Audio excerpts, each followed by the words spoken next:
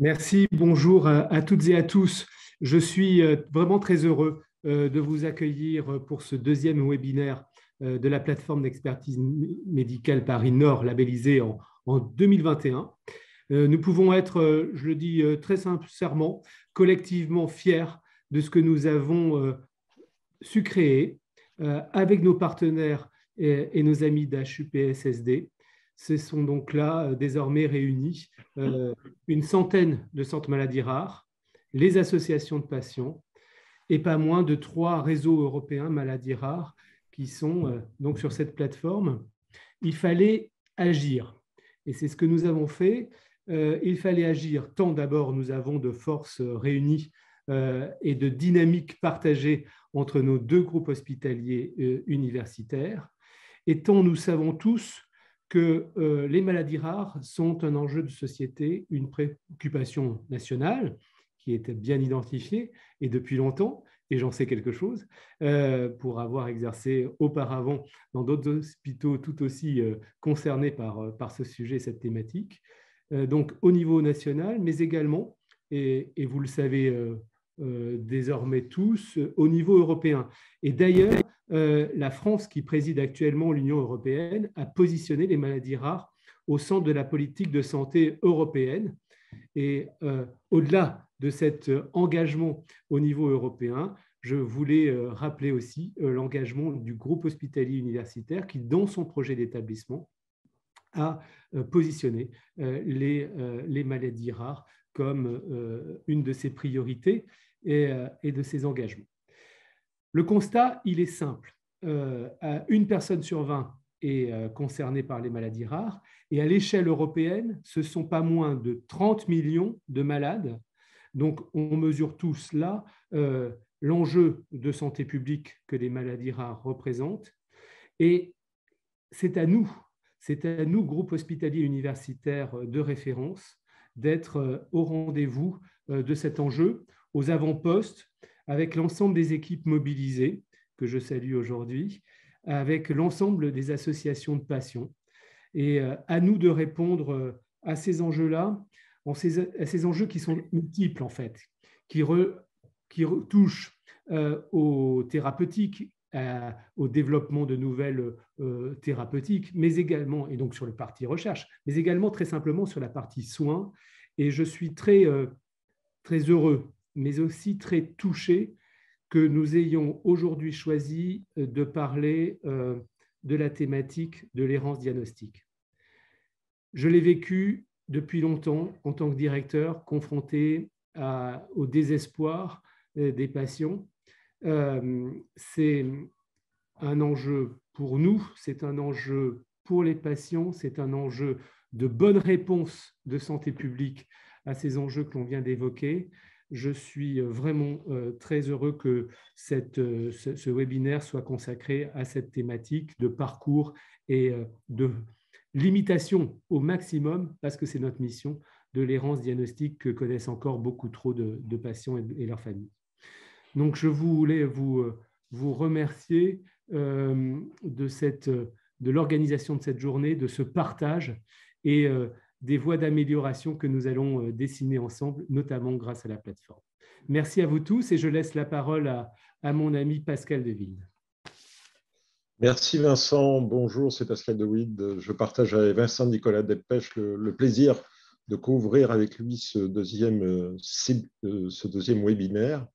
Et je me réjouis comme lui de ce travail de partenariat entre nos deux GHU qui a permis d'avoir une plateforme encore plus importante en bénéficiant de la force de frappe de Paris-Nord. En tout cas, un grand merci à ces équipes et aux équipes médicales qui ont permis la construction de cette plateforme. Cet outil existe, cet outil rassemble, cet outil est aussi au service des équipes. Alors aux équipes, évidemment, au service des équipes labellisées qui prennent en charge les maladies rares. Et puis, elle doit profiter de la force de l'expertise des associations de patients qui travaillent avec nous et avec tous les centres de maladies rares, quel que soit leur statut, sur les prises en charge, sur la visibilité, sur toutes les actions qu'il y a à mettre en place. Voilà, donc c'est c'est un point important, comme l'a souligné Vincent Nicolas Delpech. Plein d'actions doivent être mises en place et ont commencé, à commencer d'ailleurs par assurer plus de visibilité au centre, plus de visibilité à leurs actions. Et le thème de l'errance diagnostique rentre bien dans cette idée de visibilité, de connaissance pour permettre à des patients perdus de se retrouver parfois dans un maquis. Donc, plusieurs actions, disais-je, une action qui commence, qui est une action sous forme d'exposition qui aura lieu du 10 mars au 10 avril dans les 9 hôpitaux de nos 2 groupes hospitalo-universitaires. Une expo, donc, maladies rares. Et puis aussi ce webinaire sur l'errance diagnostique, qui est une thématique qui est au cœur du 3e plan national des maladies rares. Alors cet après-midi, je vais faire très rapide. Donc après un bilan sur les avancées concrètes pour la plateforme d'expertise maladies rares Paris Nord, présentée par la professeure Julienne Léger et le professeur Raphaël Bory. Plusieurs sujets seront rapidement évoqués, de l'âge au diagnostic. Également la place de la famille face à l'annonce d'une maladie rare dégénérative, un cas pratique dans la transition enfant adulte dans la sarcoïdose sera également présenté avec des médecins de plusieurs groupes hospitaliers. Il sera question enfin du diagnostic prénatal et du DPI dans les maladies rares, c'est un sujet important, bien sûr, et puis un point sur la recherche avec un nouveau traitement de référence dans l'aplasie médulaire sévère avec un intervenant de Saint-Louis. Voilà, et tout ça sera conclu par nos présidents et doyens et doyennes respectifs. Donc, avec Vincent, je vous souhaite de bien profiter de ce webinaire et je vous souhaite une très bonne journée. Merci à vous. Merci beaucoup. Je laisse la parole au professeur Laurent Gouillat et à Béatrice Desmarais pour qu'ils se présentent, nos modérateurs de la session. Bonjour, Béatrice Desmarais, je suis la présidente de l'association Grandir, l'association des parents d'enfants ayant des problèmes de croissance. Bonjour, Laurent Gouillat, je suis le coordonnateur du centre de référence maladies rares Porphyrie à l'hôpital Le Louis-Mourier. Donc, je pense que maintenant, Raphaël, vous allez faire votre présentation. Vas-y.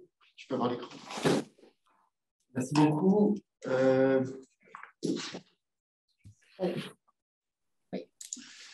Bonjour à tous. Merci beaucoup pour cette introduction et cette présentation. Vous avez vu que certains d'entre nous se connaissent déjà, mais certains d'entre nous ne se connaissaient pas très bien. Et c'était vraiment une nécessité d'avoir une plateforme pour coordonner nos actions. Et donc, on va rapidement, avec Juliane, vous présenter cette plateforme pour ceux qui la connaissent pas. Donc, les plateformes, il y en a 5 en Île-de-France. Qui sont vraiment destinés à coordonner localement la prise en charge et l'organisation de la prise en charge des patients avec une maladie rare. Cette plateforme elle a la caractéristique de rayonner sur 2 GHU, comme l'ont présenté nos directeurs, le GHU Nord et le GHU Paris à Seine-Saint-Denis. Et on va voir qu'il y a une très bonne coordination et des équipes qui sont complémentaires dans la prise en charge. Avec un territoire qui est relativement large, mais qui concentre essentiellement sur le nord de Paris et sur le nord de l'Île-de-France, jusqu'à Louis-Mourier à l'ouest et René-Muret à l'est. Avec 2 universités, des interactions importantes avec 2 universités, ce qui complique un tout petit peu la prise en charge.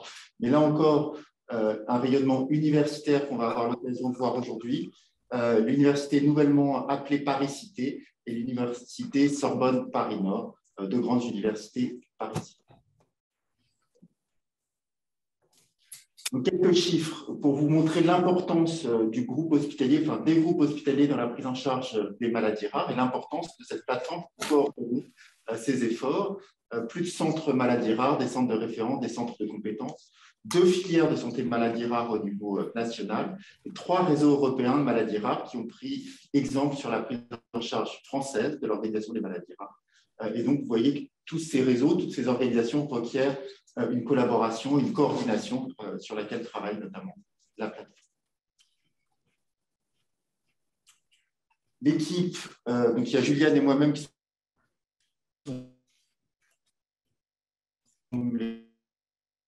les coordinateurs de la recherche, et Marine Eskenazi qui est aussi présente aujourd'hui, qui a participé est particulièrement importante dans la prise en charge, 2 assistants de prescription, une chargée de communication et un pool de tech qui a beaucoup travaillé, comme vous allez le voir, qui a pu montrer à quel point la plateforme pouvait être pertinente. Et puis, la plateforme, ça va être aussi les interactions, donc on a vu entre les hôpitaux, entre les différents services, mais aussi avec les universités, aussi avec les centres hospitaliers généraux, les groupes partenaires, les associations de patients, les officines. Et c'est un travail qu'on va continuer, sur lequel nous allons travailler dans les mois et dans les années à venir, je le souhaite.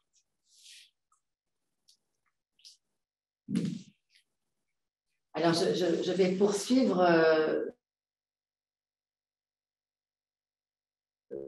Bien sûr, les missions réalisées au sein de la plateforme.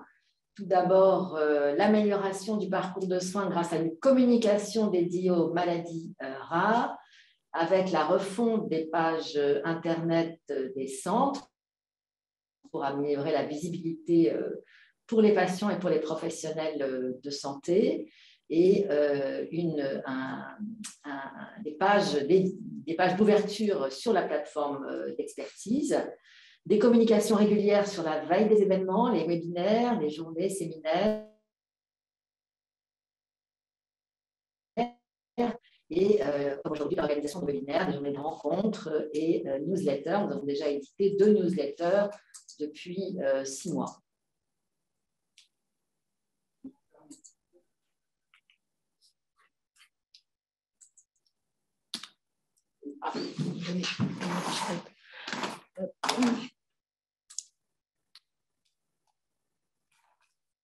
Voilà, donc les autres missions de la plateforme, c'est le soutien administratif au centre pour les dossiers d'audit, de relabellisation, les dossiers pyramides d'évaluation, les réponses aux appels d'offres, les recrutements de membres d'une équipe, et puis le soutien à la recherche s'est manifesté jusqu'à présent sur une veille et une diffusion des appels d'offres et sur la communication sur des travaux de recherche.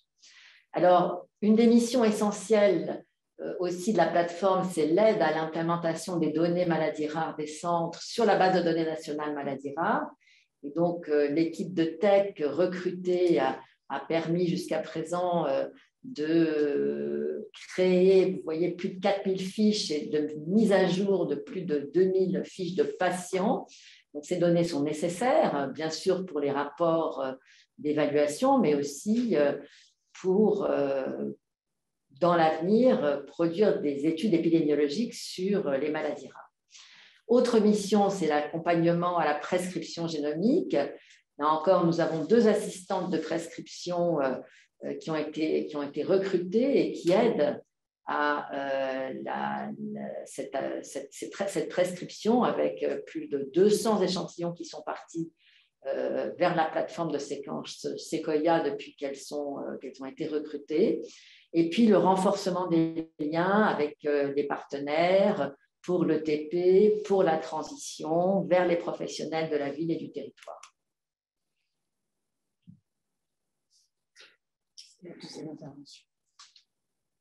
Alors, je vais garder la parole puisque je vais vous présenter donc, le travail que nous avons fait au sein de notre centre de référence maladies endocriniennes de la croissance et du développement à l'hôpital Robert Debré sur l'âge au diagnostic.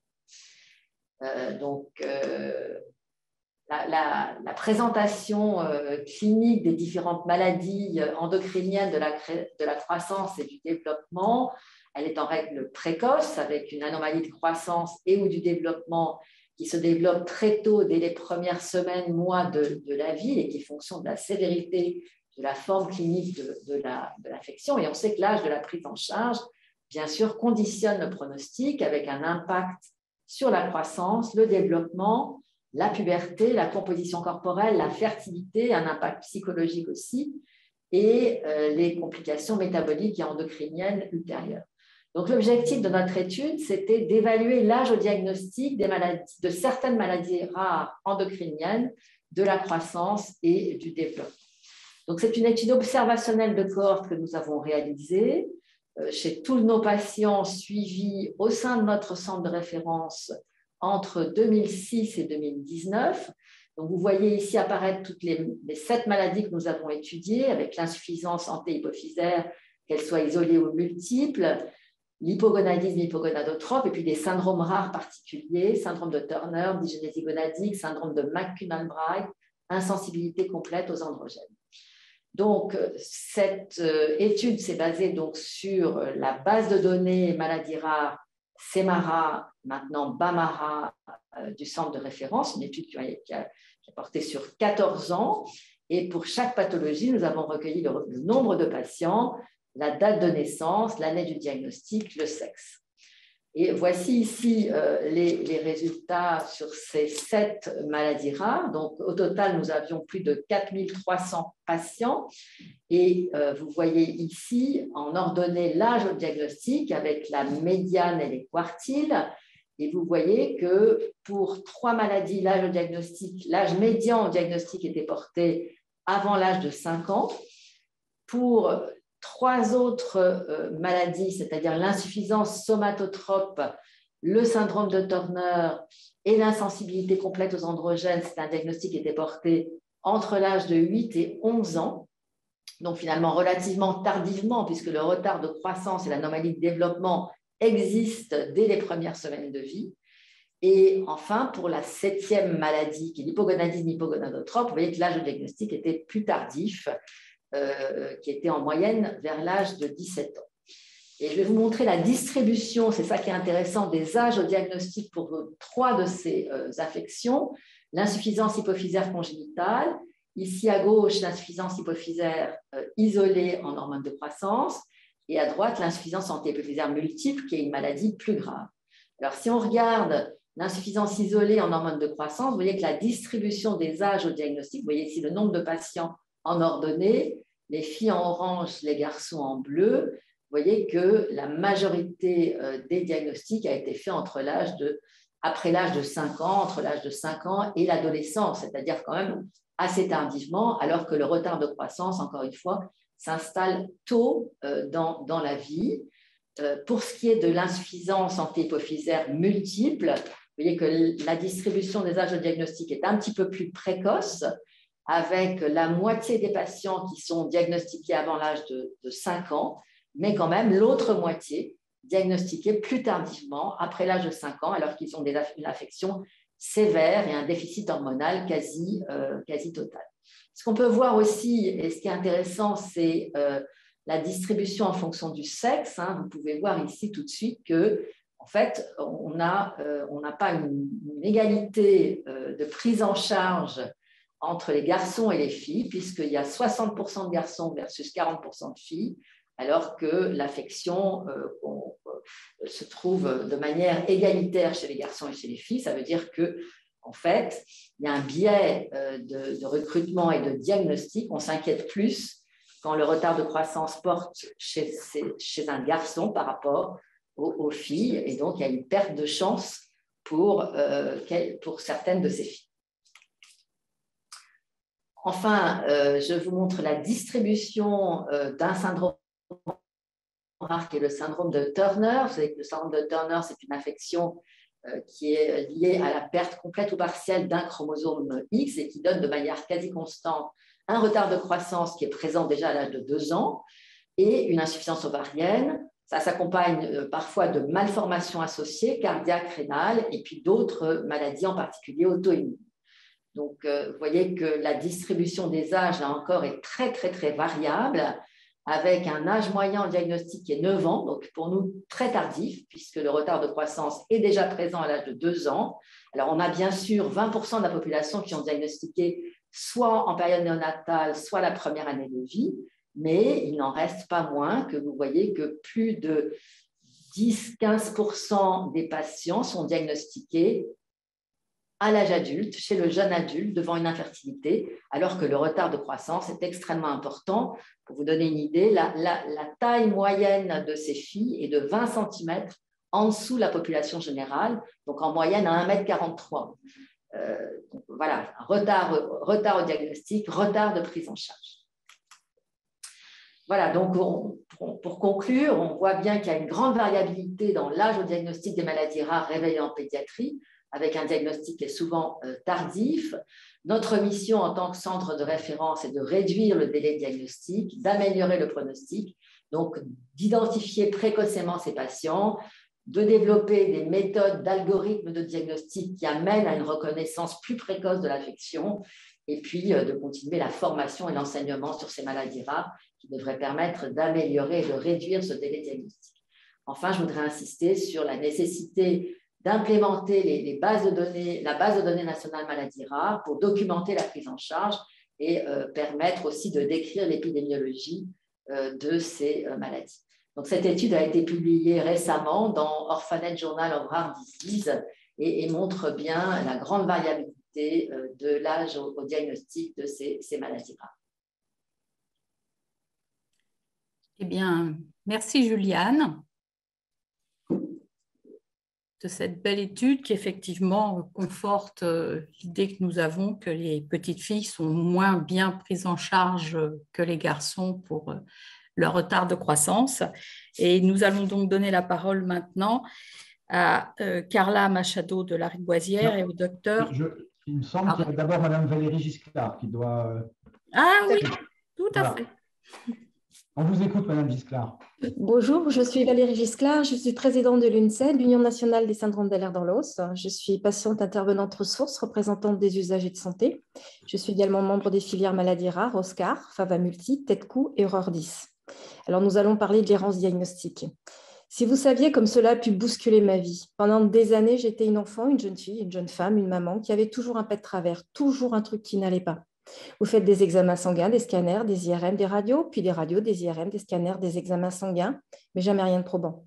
Pourtant, mon tableau clinique, depuis toute petite, est bien présent. Douleurs chroniques, fatigabilité, nombreuses subluxations, que je remets toute seule dès l'enfance sans le savoir. Je fais des entorses, je suis si maladroite pour mon entourage, une gamine bien compliquée. De l'endométriose sévère est diagnostiquée très jeune. J'ai ma première opération à 17 ans avec des kystes hémorragiques dans le cul-de-sac de Douglas, constipation chronique. J'aurai en tout plus de 10 opérations avec leur lot de complications, hématomes, hémorragie, mauvaise cicatrisation, puis une hystérectomie totale à 39 ans. Ça me pourrit bien ma vie de femme. Je souffre de plus en plus, je suis de plus en plus fatiguée. Mais personne ne comprend vraiment. Alors l'éternelle phrase que l'on redoute et que l'on entend si souvent arrive, c'est sûrement psychologique, c'est dans votre tête. Comment ça se passe à la maison, vos enfants, votre travail? Vous avez digéré l'hystérectomie? Allez, me dit-on, ce n'est pas si grave. Essayez de marcher plus, de sortir plus. Comme si j'avais décidé de stopper de vivre. Ne serais-je peut-être pas un peu hypocondriaque? On va vous donner des antidépresseurs, cela va leurrer votre cerveau et vous aurez moins mal, vous irez beaucoup mieux. Ou pas. J'ai l'impression parfois qu'on veut me mettre une camisole de force. On ne me comprend pas, on ne m'entend pas. Personne ne m'explique pourquoi mon corps me lâche, pourquoi ma vie part en fumée. Mais ce n'est pas grave, avec des antidépresseurs, tout ira beaucoup mieux, paraît-il. Perte de confiance, peur, découragement, incompréhension réciproque, doute, colère, ras-le-bol, honte d'être malade, de ne plus assurer au quotidien. Mais moi, je sais qu'il y a bien quelque chose qui ne va pas. Cela fait des années que ça dure. Alors je mets mon masque du paraître, mais vous n'êtes pas là le soir quand je pleure toute seule dans ma baignoire, remplie de tous ces doutes et de toutes ces douleurs.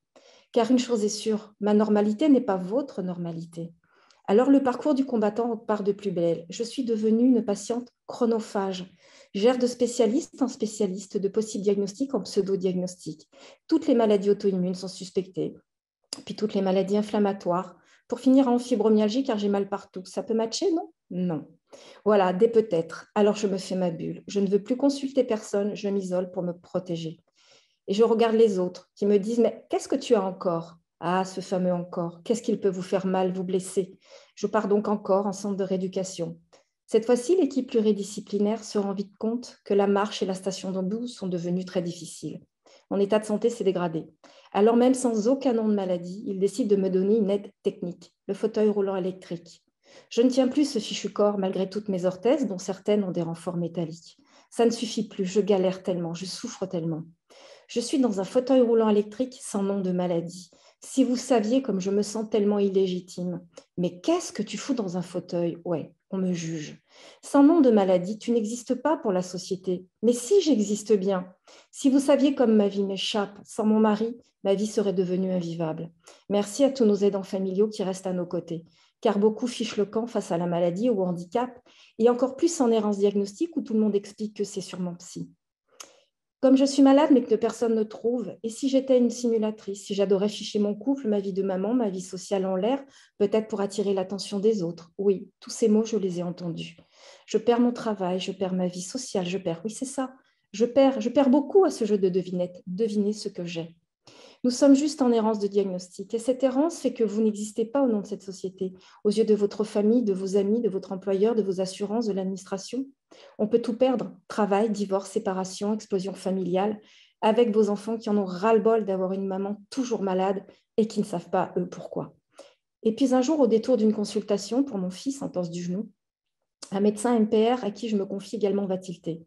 Je pense que vous avez une maladie du tissu conjonctif, on va trouver. Il trouve ma peau élastique, fine, des vilaines cicatrices atrophiques. Il me parle d'un score de Bayton à 7 sur 9. Je suis hyperlaxe, des récurvatomes de genoux, des coudes, prolapsus. Il ne me laisse pas tomber et finit quelques mois plus tard par m'expliquer que j'ai selon lui un syndrome d'Ehlers dans l'os sous une forme hypermobile. En fait, je comprends tout. Je suis née avec, c'est pour ça que ma vie était toujours bousculée par ces fichus pets de travers. Tout mis bout à bout, c'est si limpide. Voilà, c'est une maladie rare, orpheline, syndrome d'Ehlers dans l'os. Rien de psychologique, au contraire, il existe 14 types d'Ehlers dans l'os. Ce sont des maladies rares du tissu conjonctif avec de très nombreuses comorbidités associées. Je ne suis donc pas folle, je vais pouvoir relever la tête. Je passe par plusieurs étapes, du soulagement, de la colère, car j'ai subi de la maltraitance, de l'humiliation, et ça vous marque à vie. J'apprends aussi, il y a plus de 14 000 maladies rares dans le monde. Alors, je suis consciente que les médecins ne peuvent pas tout connaître. Mais parfois, il faut écouter le patient et ne pas tout rapporter au côté psy quand on ne cherche pas à comprendre et surtout quand on reste dans sa zone de confort sans prendre le temps de chercher. Une errance diagnostique peut ficher votre vie en l'air. Oui, vous rendre dépressif, mais attention, ce n'est pas un état dépressif qui vous rend malade. C'est ce rejet social, médical de cette errance diagnostique. Pas de nom, pas de vie. Si vous saviez pour soi ce que c'est horrible de vivre avec, je ne sais pas, cette suspicion de simuler. Mais maintenant, je dois fermer les portes du passé. Je dois me reconstruire sur un présent pour comprendre cette maladie rare. Et je découvre un nouveau monde, celui des maladies rares. Il faut que je fasse confirmer mon diagnostic en centre de référence ou de compétences dédiées. Cette annonce diagnostique est bien confirmée quelques mois plus tard au centre de référence de Garches. J'obtiens également ma carte d'urgence. Je m'accompagne pour chaque hospitalisation au rendez-vous médical du PNDS, le protocole national diagnostic et soins. Cela me redonne des couleurs. Je fais connaissance avec les filières maladies rares, les plateformes d'expertise maladies rares, le plan national maladies rares. En fait, en France, les maladies rares sont super bien structurées et ont un rôle primordial pour accompagner de l'errance au diagnostic. Pour le suivi, c'est plus complexe. Je continue pour ma part le combat afin d'aider les autres malades en errance diagnostique pour qu'à leur tour, cette errance diagnostique s'arrête au plus vite dans le cadre des syndromes d'Ehlers dans l'os. Faire connaître les maladies rares pour mieux les diagnostiquer. Et surtout, n'oublions pas, nous avons au fond de nous des ressources inestimables. Et pour finir, je vous dirais tout simplement de ne jamais abandonner, de croire en vous et que malgré tout, la vie continue. Merci. Merci beaucoup, Madame Gisclard, pour ce témoignage poignant, important. Je regarde si nous avons quelques questions à vous poser à l'une et à l'autre.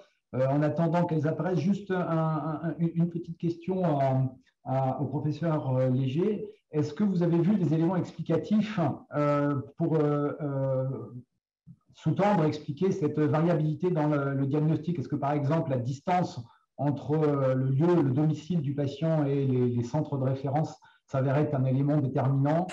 Et d'une autre façon, est-ce que vous avez vu si le retard de prise en charge avait un impact en fait sur, au bout du compte, la qualité des soins qui étaient proposés aux patients?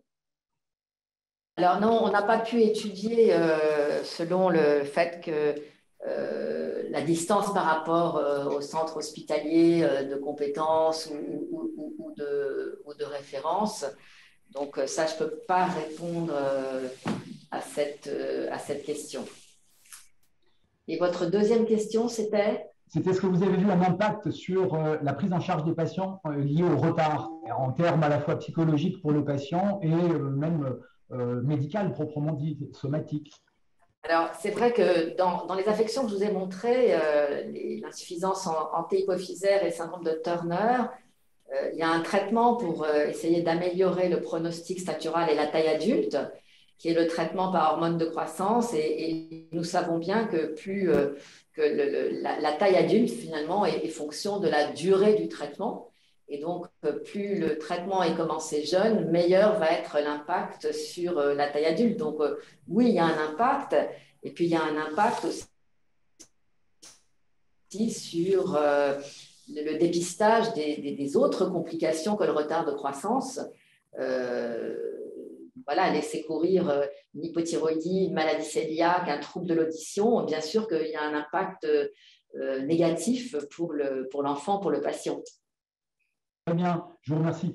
Il y a énormément de remarques au niveau du chat sur le côté très poignant du témoignage de Mme Gisclard, qui illustre vraiment bien l'importance d'un diagnostic précoce dans ces maladies pour éviter cette errance extrêmement préjudiciable.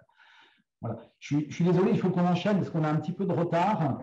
Je vous propose maintenant de passer à l'intervention suivante, qui est réalisée par le docteur Jean-François Alexandra et qui est donc interniste à l'hôpital Bichat, et par Madame Carla Machado, qui est psychologue clinicienne spécialisée en neuropsychologie au Centre de référence des maladies vasculaires rares du cerveau et de l'œil à Lariboisière. Voilà, une présentation au sujet de la place de la famille dans l'annonce d'une maladie rare dégénérative. Merci à vous. Merci beaucoup. Merci à Raphaël de cette invitation. Autour donc, de ce qui m'avait été demandé, des éléments de réflexion éthique autour d'une annonce diagnostique. Alors, j'avais conçu initialement cette intervention comme une introduction à ce que va nous dire Carla Machado, que je connais depuis longtemps, puisqu'on travaille ensemble sur une maladie rare qui s'appelle la maladie de Susak, qui est une vascularité primitive du système nerveux central avec une atteinte ophtalmologique et ORL à laquelle on ne comprend pas grand-chose, en tout cas dans les déterminants. Mais je ne pouvais en aucun cas rêver d'une meilleure introduction que celle qui m'a été faite par Mme Gisclard. Donc, je vais finalement redire la même chose avec peut-être des mots différents et un éclairage qui sera celui du comité d'éthique de ce que l'on professe à la fac. Le premier moteur d'un acte médical, diagnostique, en tout cas dans les maladies qui sont les maladies de médecine interne d'adultes, c'est la plainte d'un patient qui ouvre à la possibilité d'une production diagnostique. Dit autrement, d'une plainte de nature subjective, empreinte d'une culture, d'expression, d'une histoire de vie, la rationalité scientifique va tenter de transformer cette complexité du singulier dans une unité synthétique, holistique, un peu explicative, qui sera une maladie, qui finalement essaiera en retour d'éclairer le patient sur la plainte avec laquelle il vient. Et donc, la première action de la médecine, du diagnostic, c'est d'énoncer quelque chose dans un climat qui a particulièrement été bien décrit par Mme Gisclard. Puisque, qu'est-ce que nous dit Freud du climat diagnostique qui vient générer l'action médicale? C'est l'inquiétante étrangeté qui est une variété particulière de ce qu'il appelle l'effrayant. C'est, comme il le dit, généralement une aventure que de se sentir délogé de son corps quand il dysfonctionne ou déraisonne, au point de devoir en déléguer la prise en charge à une tierce personne. Dit autrement, c'est finalement la version opposée de cette définition un petit peu creuse de la médecine qui s'exprimerait dans le silence des organes. Eh bien, la maladie, ce serait le bruit que feraient nos organes au point de devoir nous effrayer. Et cet excès d'informations, ce bruit de nos organes, nous amène à consulter, et ce premier geste est donc celui qui fait que le médecin va pouvoir y mettre un diagnostic, mais au travers de la plainte d'un patient. Et comme le dit derrière Canguilhem, le médecin est d'abord l'exégète de la personne qui se plaint. Le médecin, c'est celui, et comme le disait Mme Gisclard, qui accepte ordinairement de moi que je l'instruise sur ce que seul je suis fondé à lui dire, à savoir ce que mon corps m'annonce à moi-même. Et l'absence de diagnostic, notamment dans le syndrome d'Ehlers-Danlos, peut parfois être légitimement interprétée comme l'absence d'une écoute bienveillante. Et le médecin est d'abord l'exégète du patient qui, en retour, pourra donner au patient la signification de ses plaintes. Mais ce retour, cette discussion qui va être pluridirectionnelle, va elle-même agir en tant que révélateur sur un climat qui ne sera pas un climat anodin. Et donc, un diagnostic que l'on va rendre à un patient va venir là-dedans, s'intégrer lui-même dans une histoire de vie et de représentation. Et alors qu'en médecine interne, on a souvent des diagnostics qui vont être relativement anodins sur des histoires de vie, rarement retentir ou rarement résonner sur des expériences passées, dans le champ des maladies rares, dans le champ des maladies avec une composante éventuellement génétique, on va résonner tout de suite avec une histoire, avec une vie à laquelle on n'aura pas forcément eu accès en tant qu'exégète. Donc, il va y avoir, dans ce processus diagnostique, quelque chose autour de l'échange, quelque chose autour du retentissement et de la place prépondérante des représentations antérieures des maladies. Mais là, c'est effectivement Carla Machado, avec son expertise autour du certain nombre de cas d'asile, qui va pouvoir nous éclairer justement sur la façon dont va résonner le diagnostic que l'on pourrait émettre. Mais j'insiste effectivement, en écho à la maladie de l'air dans l'os, le premier élément diagnostique va venir en tant qu'exégète, en tant qu'écoute bienveillante et attentive de ce que va nous dire le patient au travers de son corps. Carla, merci. Bonjour à tous, donc je suis Carla Machado, je suis psychologue à l'hôpital Lariboisière dans le centre de référence du CERFCO qui a été constitué donc en 2005. Il est spécialisé dans la prise en charge des pathologies vasculaires rares de la rétine, du cerveau et de la moelle épinière. Alors, diapositive suivante. Donc, instauré en 2005, en fait, lors du premier plan cancer, le diagnostic d'annonce a pour objectif de permettre aux patients de bénéficier des meilleures conditions d'information, d'écoute et de soutien. Des recommandations particulières concernant l'annonce et l'accompagnement du diagnostic de la maladie d'Alzheimer et des maladies apparentées proposées donc en 2008 mentionnent que le patient est le premier à être informé de son diagnostic et qu'à sa demande, cette annonce est partagée avec une personne de son choix. Et au cours de la consultation, une attention particulière doit être faite sur la qualité de l'entourage ainsi que sur les liens intrafamiliaux. La place de la famille et donc, ou de l'entourage et donc dans la consultation d'annonce est toujours à privilégier quand cela est possible évidemment et lorsque le patient en est favorable. Diapositive suivante. Les réactions psychologiques du patient mais également de ses proches lors de l'annonce d'une maladie grave sont multiples mais des facteurs déterminants sont souvent retrouvés. Il s'agit évidemment d'abord des représentations de la maladie.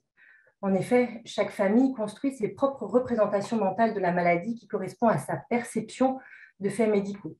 Par exemple, nous avons récemment reçu une jeune femme dans le cadre d'un prélèvement génétique car son père est atteint par la maladie de Cadazil.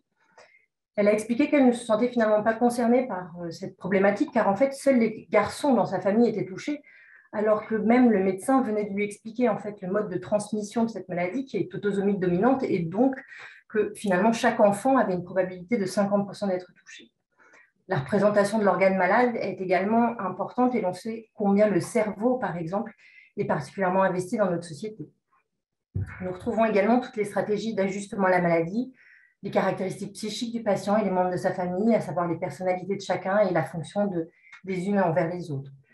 Les caractéristiques biographiques également du patient et de sa famille, comme l'histoire médicale personnelle, celle de la maladie grave, les antécédents d'une maladie génétique déjà. Et pour exemple, j'ai rencontré une femme il n'y a pas très longtemps qui avait déjà en fait plusieurs maladies graves, notamment de phéochromocytome, ce qui est très rare, et elle se sentait déjà en sursis en fait avec cette pathologie.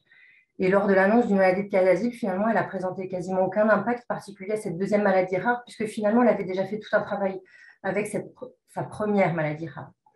Les ressources environnementales, affectives et socioprofessionnelles sont également très importantes. Diapositive suivante. L'annonce va donc produire des effets, notamment psychologiques, qui répondent à une certaine temporalité.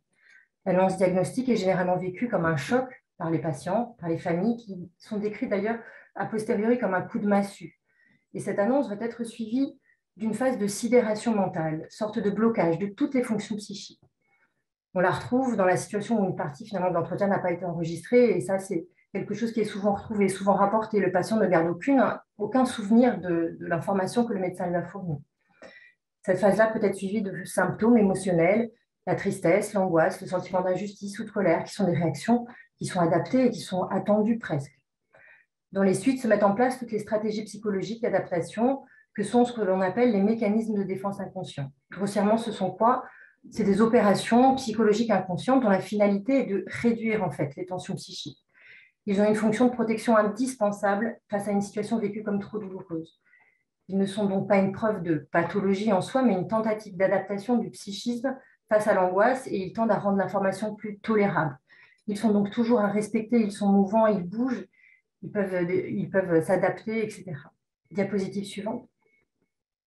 La famille ou l'entourage est souvent attendu d'ailleurs par les professionnels comme des copartenaires de soins, véritables trépieds en fait, dans la dynamique de prise en charge du patient. La dynamique familiale correspond au fait que chaque individu s'adapte aux changements pouvant survenir au sein du groupe afin d'en maintenir l'équilibre. Et la désorganisation de cette dynamique peut être physique, psychique ou sociale avec des manifestations de déséquilibre des relations dans la famille. Des problèmes de communication peuvent survenir, engendrant des tensions, des non-dits, et puis des conflits de pouvoir. Les fragilités existantes au sein du groupe peuvent être amplifiées, exacerbées, etc. Diapositive suivante. Alors, l'impact de la maladie dans une famille va donc dépendre de plein d'aspects différents. L'âge du patient, évidemment, un enfant atteint, évidemment, ne produit pas le même effet qu'un jeune parent ou qu'un parent plus âgé. La nature de la maladie et des représentations attachées, le lien qui unit le malade à ses proches, ainsi que la configuration familiale, une famille très isolée ou au contraire très nombreuse ou au contraire très fusionnelle. Le niveau socio-économique, la précarité est souvent associée à un plus grand isolement et à un niveau socio-éducatif plus bas, ce qui veut dire aussi, ce qui sous-entend parfois un niveau de compréhension des enjeux et des prises en charge plus difficiles. Le cycle de la vie familiale est un aspect très important, évidemment, et en particulier chez les jeunes adultes, dont la question du désir d'enfant émerge et est envisagée prochainement. Diapositive suivante. Les maladies rares ont de nombreuses spécificités, on en a parlé, elles partagent un socle commun qui est caractéristique de ces pathologies. Il y a l'errance diagnostique, l'isolement des malades et la vulnérabilité psychique qui s'y associent. Elles sont souvent chroniques, évolutives et invalidantes, et pour une majorité d'entre elles, il n'existe pas de thérapeutique curative. L'ensemble de ces caractéristiques sont à l'origine de phénomènes de double peine, voire de triple peine, souvent repris par les patients et leurs familles. Ce sentiment d'être impacté par la maladie sur d'autres champs que celui unique de la santé. Et Madame Gisclard nous en a donné un bel exemple. Diapositive suivante. En cas d'anomalie génétique, la loi relative à la bioéthique révisée donc en 2013 précise que la personne est tenue d'informer les membres de sa famille potentiellement concernés, ce qui peut provoquer des difficultés majeures en fonction des configurations familiales et de relations. Un prélèvement génétique va impliquer l'ensemble de la famille du patient au moment du diagnostic. Au sein de la famille, l'annonce oblige à rouvrir les archives familiales, parfois soigneusement enterrées, des secrets de famille, des tabous familiaux, considérant cette maladie comme horrible, voire honteuse, mais aussi les mensonges dits d'amour reproduits sur plusieurs générations et visant à protéger la descendance d'un savoir potentiellement destructeur, les parents qui ne veulent pas en informer leurs enfants pour les protéger. En tout cas, dans la plupart des cas, deux notions apparaissent lors des consultations de génétique, la honte et la culpabilité, qui seront des notions qui seront retravaillées avec les patients, en tout cas pour les psychologues, qui seront ensuite retravaillées dans des consultations de suivi. Et puis, dans le cas d'un patient en âge de procréer, de nombreuses questions quant à la transmission de l'anomalie génétique surgissent et sont responsables d'une grande souffrance. Je ne développerai pas cet aspect-là puisqu'il sera repris dans une présentation ultérieure. Voilà, je vous remercie pour votre attention. Merci. On a peut-être le temps pour une question, parce qu'on est un petit peu en retard. Il y a dans le chat une question de Madame Nathalie Reboul au sujet du côté invasif, intrusif de la génétique. Est-ce que c'est quelque chose qui, dans votre expérience, vous évoque des situations vécues?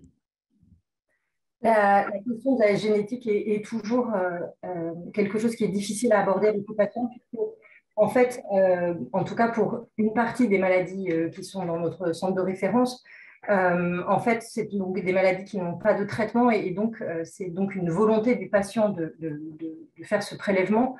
Et en tout cas, c'est une question qui nécessite toujours une grande discussion avec les professionnels pour comprendre en fait quelle est la motivation, quel est le désir du patient d'aller vers ce prélèvement, puisque finalement, l'information qu'il en retire, cette information n'est pas à visée thérapeutique, c'est donc une visée uniquement d'information.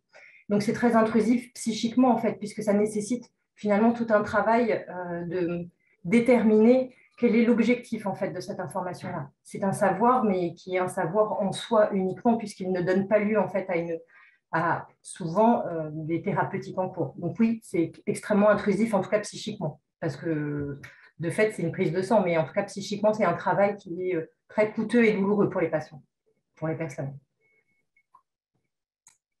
Merci pour cette précision essentielle. Je pense que nous allons poursuivre parce que nous sommes encore un petit peu en retard. Et donc, la présentation suivante est réalisée par le docteur Simon Chauveau, qui est pneumologue à Avicenne, au Centre de référence des maladies pulmonaires rares de l'adulte, et par Madame Nadia Nathan, qui est pneumologue pédiatre au Centre de référence des maladies respiratoires rares à Trousseau, au sujet d'un cas pratique de transition enfant-adulte dans la sarcoïdose. Merci à vous. Merci. Merci beaucoup, merci pour l'invitation. Donc, je suis Nadia Nathan, en effet, à l'hôpital Trousseau. Je vais commencer puisque cette présentation s'articule sur la transition. Donc, on part de l'enfant et puis ensuite, Simon Chauveau parlera de la partie adulte. Dans les maladies rares, la transition, c'est bien sûr un enjeu crucial. C'est le moment où on peut perdre un peu le lien avec le patient et on doit être particulièrement attentif. Et parfois même, si on parle de la même maladie, comme là, vous allez voir dans la sarcoïdose, la dénomination et la façon dont on envisage la sarcoïdose en pédiatrie est peut-être différente de l'adulte. Le vocabulaire est peut-être différent et c'est très important d'avoir une continuité de soins et de compréhension vis-à-vis du malade. Donc la sarcoïdose, c'est une maladie inflammatoire qui est rare, très rare chez l'enfant, qui peut atteindre tous les organes. Elle est mieux connue chez l'adulte avec une incidence de un petit peu moins de 5 pour 100 000 individus. En revanche, elle est exceptionnelle chez l'enfant avec une prévalence, donc vous voyez, de 0,4 à 1 pour 100 000 enfants. La présentation chez l'enfant et chez l'adulte est très différente. La sarcoïdose pédiatrique, on la découvre à un âge médian de 11 ans avec des extrêmes de 0 à 15 ans. Elle est sévère, plus sévère peut-être que chez l'adulte, avec une altération de l'état général qui est au premier plan dans près de 80% des cas, une atteinte de plusieurs organes, presque 4 organes au moment du diagnostic, et dans la plupart des cas, il y a un traitement nécessaire du fait de la gravité de la maladie. Chez l'adulte, c'est plutôt entre 25 et 45 ans, avec un deuxième pic périménopausique. En général, au moment du diagnostic, il y a parfois 2 organes atteints, mais en tout cas beaucoup moins que chez l'enfant. L'atteinte thoracique est quasi constante et la moitié des patients vont guérir spontanément. Alors, on va vous présenter 2 cas. Le cas d'une petite fille de 11 ans et de 12 ans. Celle de 11 ans se présente avec une fatigue, une perte d'appétit, une atteinte pulmonaire sévère avec une CV à 29%, une atteinte oculaire et une atteinte hépatique. La seconde, à 12 ans, elle a une stagnation pondérale depuis 1 an et demi, une atteinte pulmonaire très comparable à sa voisine, une atteinte oculaire aussi et une atteinte ganglionnaire. Celle de 12 ans est traitée d'emblée par bolus de corticoïdes. C'est comme ça qu'on traite en pédiatrie les sarcoïdoses de façon préférentielle. Et en fait, elle a besoin de 28 bolus de corticoïdes, puis un relais par plaquenil, et fait malgré tout beaucoup de rechutes. Et à 4 ans de suivi, on se rend compte qu'elle a fait de multiples rechutes avec un parenchyme pulmonaire, vous voyez, qui est très altéré. Celle de 11 ans est traitée par corticoïdes aussi, mais après 3 bolus, elle va très bien. On arrête les traitements 6 mois après, et à 4 ans, elle n'a pas de rechute. Et c'est là qu'elle grandit, c'est que je vais passer la parole à mon collègue adulte, Simon Chauveau. Donc, bonjour, Simon Chauveau, donc pneumologue effectivement à l'hôpital Avicenne, également à l'hôpital Jean Verdier. Et donc voilà, on fait la transition à ce moment-là avec cette fille de 12 ans qui à ce moment-là n'a plus 12 ans, hein, qui est plutôt aux alentours de 18-19 ans, avec des difficultés quand même psychosociales complexes. Et malgré les traitements qui sont mis en place avec cette patiente-là, un état respiratoire qui se dégrade de façon assez importante. Et une complication qui apparaît en fait 1 an plus tard, qui justifie et qui nécessite une transplantation pulmonaire. Donc finalement, une évolution extrêmement sévère et extrêmement rapide de cette jeune patiente qui aujourd'hui, après la transplantation, va mieux. Et ce qui est très différent de la deuxième patiente qui avait initialement le même tableau, mais qui, arrivée à l'âge adulte, n'a pas présenté de rechute du tout. Et donc ça, c'est un cas qui illustre très bien le fait que c'est une maladie qui est très difficile à prévoir. Et sur l'étude de cohorte qu'on avait fait de ces transitions de sarcoïdose pédiatrique à l'âge adulte avec Nadia, on voyait bien qu'on avait ainsi à peu près la moitié des patients là, sur l'histogramme de droite qui étaient encore sous traitement à l'âge adulte et la moitié qui n'avaient pas besoin de traitement. Et qu'il y avait toujours une partie des patients qui n'étaient pas contrôlés malgré le traitement. Diapositive suivante. Et ça s'explique notamment par le fait que les rechutes sont de cette maladie très fréquentes. Elles sont très fréquentes lorsqu'on diminue les traitements au fur et à mesure du contrôle de la maladie, mais elles arrivent également lorsqu'on arrête le traitement et des fois même très à distance de l'arrêt du traitement, ce qui est quelque chose de vraiment exceptionnel pour les sarcoïdoses de l'âge adulte. Et donc ça nécessite que ces patients-là, même si en fait on a l'impression qu'ils sont stables, ils doivent être quand même suivis, ils doivent être vus en fait par des médecins adultes devant en fait cette possibilité de rechute. Diapositive suivante. Donc voilà, le but était d'illustrer le fait que la transition dans ces maladies rares est un challenge important, puisque à l'âge adulte, la plupart du temps, les maladies persistent, elles sont toujours là, elles sont très souvent là à l'âge adulte, ou alors elles rechutent, et que, comme on l'a vu, le pronostic peut être réservé et sévère. Il existe également d'autres problématiques qui n'existent pas vraiment avec la sarcoïdose, mais qui notamment, des problématiques notamment de génétique, lorsqu'il y a des questions d'hérédité, doivent être abordées et ça justifie également ce suivi à l'âge adulte.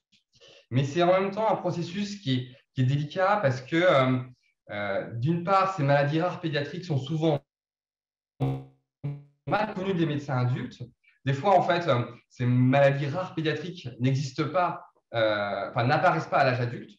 Et d'autre part, lorsqu'elles existent, comme c'est le cas pour la sarcoïdose, elles sont d'aspects très, très différents, ce qui rend en fait les choses difficiles pour un médecin adulte pour bien comprendre en fait comment le traitement de ce type de maladie. Puis la deuxième grosse difficulté, c'est aussi pour le patient, la patiente et ainsi que pour sa famille, ce changement de médecin, ce changement d'équipe médicale et souvent en fait ce changement d'hôpital. Diapositive suivante.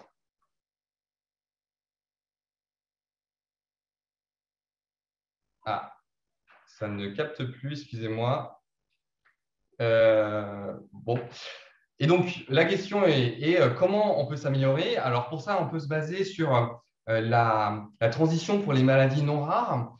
La première chose, c'est d'essayer d'anticiper la transition et notamment de préparer plusieurs années avant cette transition l'adolescent ainsi que les parents en leur présentant l'équipe médicale et si possible un médecin référent qui les reverra à l'âge adulte.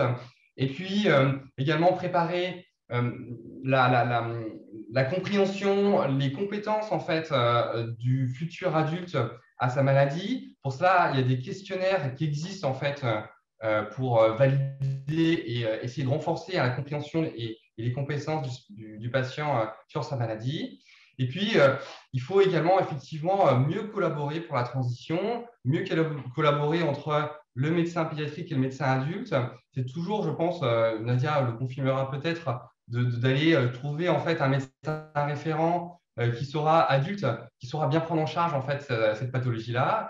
Et puis également essayer de favoriser tout en souplesse cette transition avec de façon non abrupte, faire en sorte qu'il y ait une continuité des soins. Alors, est-ce qu'on peut faire par le biais d'une consultation commune entre le médecin pédiatrique et adulte, mais des fois c'est compliqué. Est-ce qu'on peut faire une consultation adulte, puis après une consultation revenir à une consultation avec le médecin pédiatrique? En tout cas, favoriser un retour d'expérience du jeune patient lorsqu'il voit la première fois les médecins adultes et permettre une impression de continuité des soins. Et enfin, la dernière chose, c'est il y a un vrai travail à faire pour mieux faire connaître les maladies pédiatriques rares dont dans les sociétés et notamment dans les connaissances des médecins adultes. C'est un vrai chantier qui va nécessiter du temps, mais qui va changer dans les années qui viennent.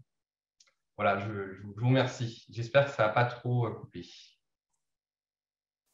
Eh bien, merci à tous les deux et on comprend effectivement l'importance de la transition dans les maladies rares comme dans les autres pathologies chroniques, comme vous l'avez dit, et de la collaboration qui est absolument indispensable entre les équipes pédiatriques et les équipes d'adultes.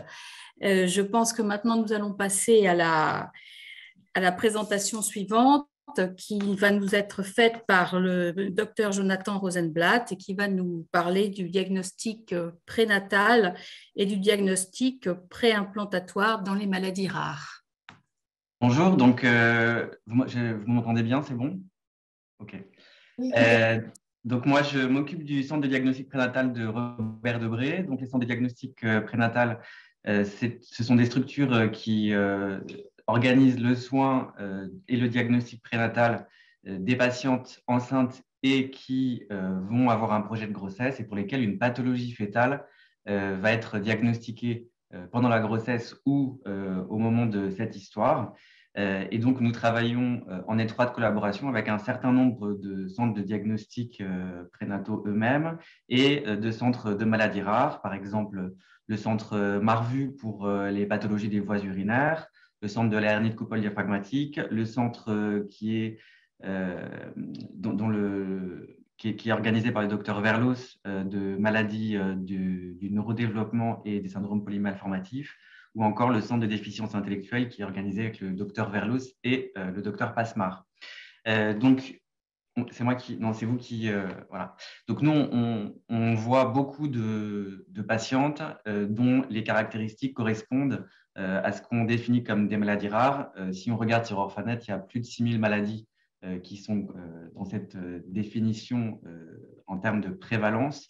Donc, comme vous le voyez, la prévalence, elle est inférieure à 1 sur 2000 naissances, ce qui est la grosse majorité des dossiers qu'on va être amené à discuter dans les centres de diagnostic prénatal. Donc, en médecine fœtale, on va s'intéresser à des maladies génétiques, mais aussi à des maladies infectieuses ou à des malformations fœtales qui ne sont pas forcément héréditaires, mais qui entrent dans le cadre des maladies rares. Donc, comment est-ce que les patientes arrivent dans un centre de diagnostic prénatal? Soit il existe un antécédent familial avec un cas index d'un enfant qui présente une maladie dont le diagnostic est connu ou dont le diagnostic n'est pas encore précisé. Soit, au cours d'une grossesse sans antécédent de déroulement normal, on découvre une anomalie à l'échographie et la patiente est adressée dans un centre de diagnostic prénatal. Ou encore, une pathologie maternelle particulière peut amener à découvrir chez son fœtus une atteinte spécifique. Donc, les circonstances peuvent être extrêmement variables. Et, diapositive suivante, on va avoir du coup un certain nombre d'outils diagnostiques à notre disposition pour avancer dans le diagnostic prénatal et essayer d'obtenir à la fois un diagnostic, mais surtout un pronostic pour le couple. Premier élément, on va utiliser beaucoup l'échographie. Les échographies de la grossesse sont normalement au nombre de 3. Ce sont des échographies de dépistage. Si une anomalie est dépistée au moment de cette échographie, on va proposer dans un centre de diagnostic prénatal de réaliser une échographie poussée, ce qu'on appelle une échographie d'expertise, pour affiner un petit peu les critères diagnostiques qui vont permettre le diagnostic de la maladie, éventuellement de la maladie rare. On peut céder d'autres examens comme le scanner et l'IRM fœtal, qui ont des indications beaucoup plus restreintes, mais qui peuvent être discutés au sein des centres de diagnostic prénatal. Ça, c'était pour le côté de l'imagerie. Ensuite, on a parfois la nécessité ou la possibilité de proposer un diagnostic sur l'analyse de cellules du fœtus. Et pour ça, on a 3 possibilités. Au premier trimestre de la grossesse, l'analyse des villosités choriales, ce qui sera en fait le placenta à partir du 2e trimestre, qui nous permet d'avoir un accès à des cellules d'origine embryonnaire et donc éventuellement un diagnostic génétique. Un petit peu plus tard, à partir de 16 semaines d'aménorrhée, une fonction de liquide amniotique ou une amniosynthèse nous permet également d'avoir du liquide amniotique qui peut être analysé avec parfois des informations biochimiques, mais également des cellules qui sont dans le liquide amniotique qui peuvent être analysées sur le plan génétique. Plus rarement, on peut être amené à réaliser directement une ponction de sang fœtal. Donc, les risques, évidemment, sont un petit peu plus importants de réaliser une ponction de sang fœtal, donc elle n'est réalisée que dans certaines circonstances.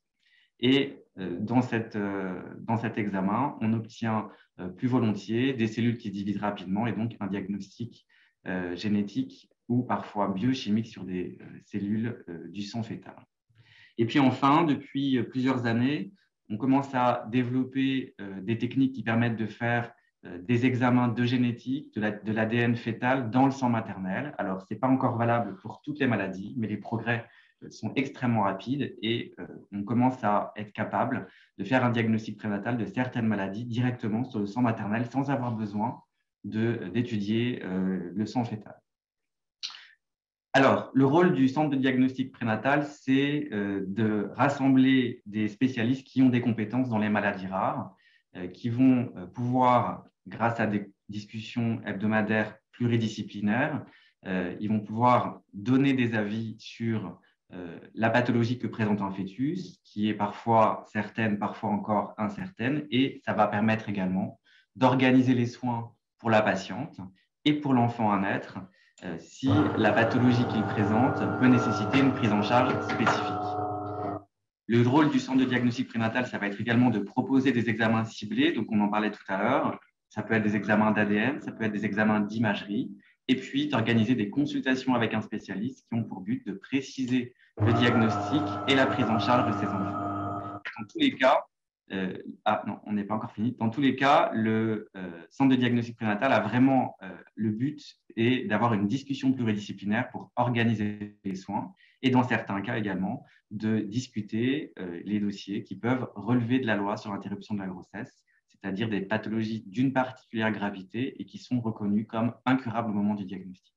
Donc, pour illustrer les situations en lien avec les maladies rares, je vous propose quelques exemples qui reflètent une partie de notre expertise. Donc, le premier exemple, c'est la découverte d'une malformation fœtale. Donc, pour cette patiente, il s'agit d'une première grossesse. Elle ne présente pas d'antécédents particuliers, ni personnel ni familial. Et à l'échographie de 12 semaines d'aménorrhée, il est mis en évidence une anomalie de la paroi abdominale du fœtus. Donc, on voit ici sur cette échographie que les anses digestives sont issues à travers la paroi dans le liquide amniotique et la patiente est adressée au centre du diagnostic prénatal.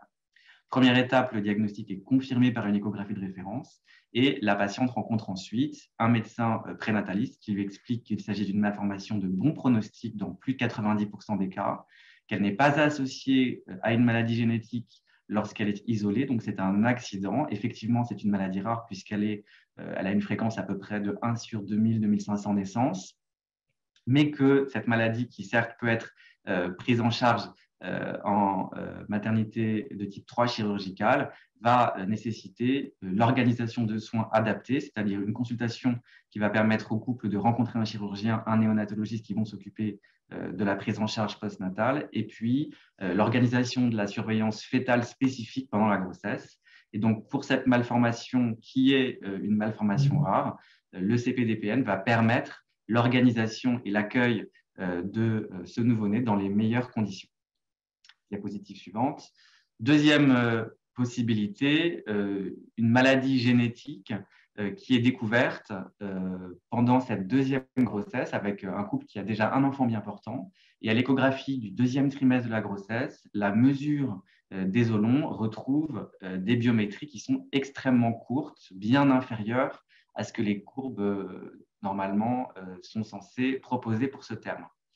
La patiente est donc adressée au centre de diagnostic prénatal, une échographie de référence est réalisée et l'échographiste de référence fait le diagnostic d'une maladie osseuse constitutionnelle de mauvais pronostic qui n'est pas compatible avec la vie.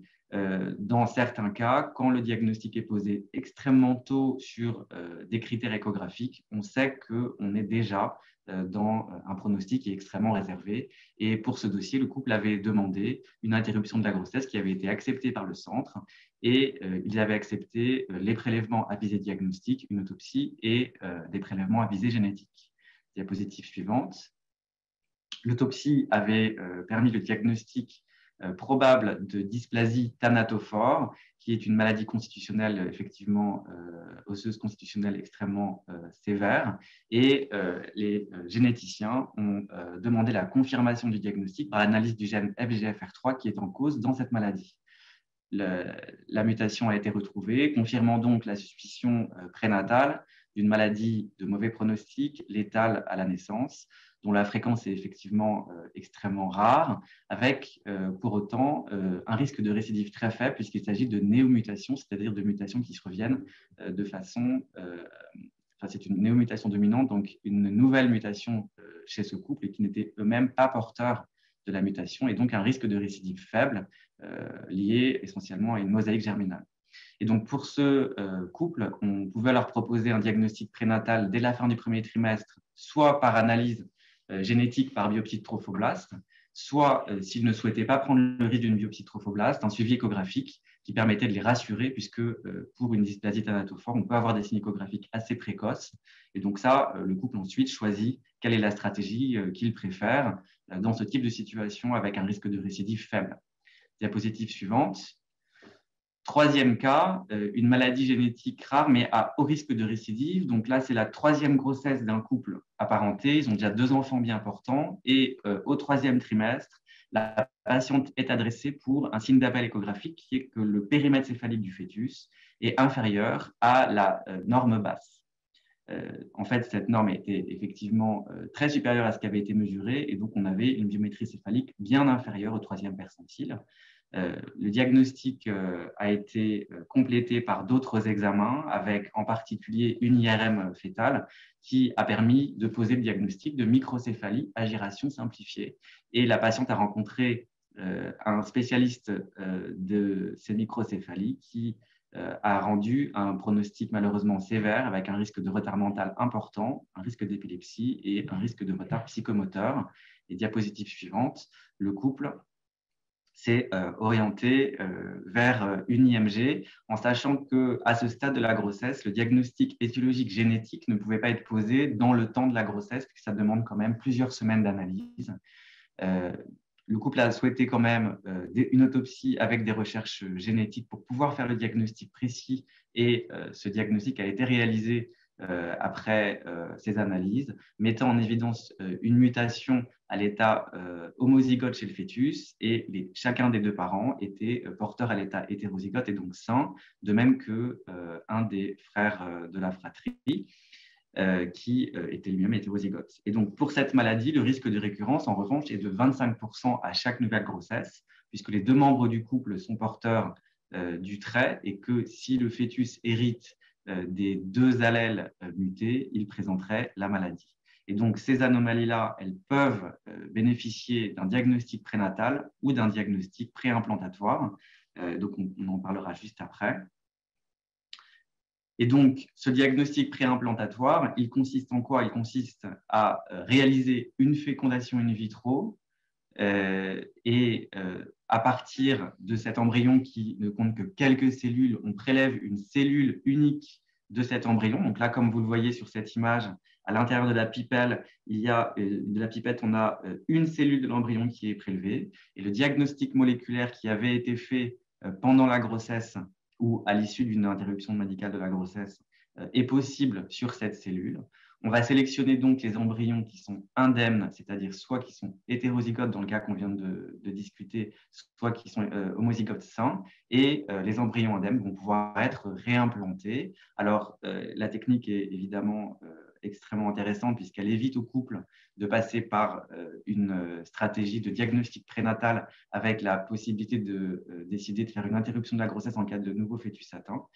En revanche, il y a un problème de délai en France puisqu'il n'y a que 4 centres qui pratiquent le diagnostic préimplantatoire avec malheureusement un taux de succès si on prend en compte le nombre d'embryons nécessaires et les taux de succès après réimplantation qui est malheureusement entre 15 et 30% et uniquement 4 tentatives qui sont prises en charge par la sécurité sociale. Donc, vous voyez les limites aussi du diagnostic préimplantatoire qui font que beaucoup de couples, même quand ils s'orientent vers un diagnostic préimplantatoire, souvent essaient aussi une grossesse spontanée si jamais elle survenait avec du coup un diagnostic prénatal qui est organisé dans ces situations-là.